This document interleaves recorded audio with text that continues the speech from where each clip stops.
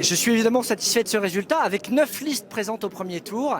Arriver largement en tête, avec près de 10 points d'avance sur le maire sortant, c'est à la fois une satisfaction à titre personnel, et puis c'est en même temps la preuve qu'il y a une forte envie de changement, puisque près de 3/4 des électeurs ont choisi de ne pas voter pour le maire en place, ce qui montre là aussi l'envie de beaucoup d'Angevins, qu'il y a un changement la semaine prochaine à Angers.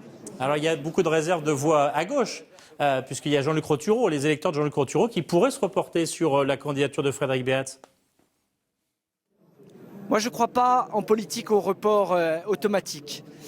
Surtout dans une élection municipale, où c'est d'abord la comparaison entre des projets, entre des équipes, et absolument pas une sorte d'addition automatique entre les uns et les autres. Il y a eu un premier tour qui a donné une tendance claire, une dynamique claire. Il y en a maintenant un deuxième qui va s'ouvrir à partir de demain matin. C'est une autre campagne, et une campagne qu'on va aborder avec le même enthousiasme et la même détermination et le même objectif. Terminer ce deuxième tour en tête comme on a terminé le premier en tête également. Christophe Béchu, vous ne croyez pas au report de voix de Jean-Luc sur Jean-Luc Rottureau. Est-ce que vous croyez au maintien de Jean-Luc Rottureau sur ce second tour? Non, vous savez, je ne suis pas là pour faire des pronostics. Je ne suis pas là pour faire une sorte d'analyse plus encore, pour imaginer ce que les uns et les autres pourraient faire. Nous, on est sur une posture et sur une ligne qui est claire depuis le début, qui consiste à proposer aux Angevins un changement, une alternance, une respiration démocratique. Et c'est ce choix auquel nous appelons les Angevins dès ce soir pour le dimanche 30 mars. Mais vous savez bien, Christophe Béchu, qu'une triangulaire, on peut quasiment déjà vous appeler Monsieur le maire ce soir. Monsieur Roland, je suis encore une fois dans une campagne électorale. Il y a un premier tour qui vient de rendre un verdict extrêmement net et extrêmement clair. Il y en a un deuxième dans quelques jours.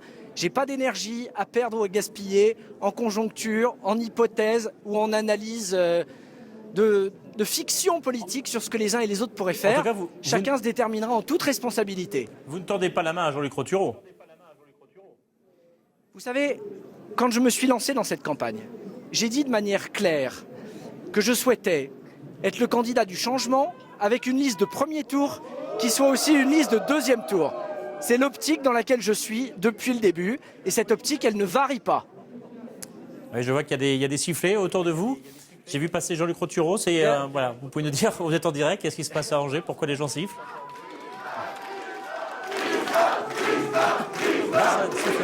On est en mairie d'Angers, il faut le rappeler, et donc on imagine que c'est... on entend Christophe derrière vous, donc ce sont plutôt vos partisans. Qu'est-ce que vous allez faire? Il reste donc effectivement quelques jours avant le deuxième tour. Désormais, vous êtes déjà en campagne pour le deuxième tour. Qu'est-ce que vous allez faire dans les prochains jours pour convaincre les électeurs? Écoutez, on attaque dès demain cette campagne de deuxième tour avec exactement les mêmes principes que pour le premier tour. De la proximité, de l'intensité, un grand meeting de campagne en milieu de semaine. Et on va faire en sorte d'aller chercher l'ensemble de celles et de ceux qui n'ont pas voté pour le maire sortant au premier tour. En tendant la main à Laurent Géraud? En restant sur une ligne que j'ai dit, que j'ai répétée, mon équipe de premier tour et mon équipe de deuxième tour, parce que mon projet de premier tour et mon projet de deuxième tour, j'appelle toutes celles et tous ceux qui n'ont pas voté pour nous au premier tour à nous rejoindre pour rendre possible et pour créer les conditions d'un changement et d'une alternance à Angers.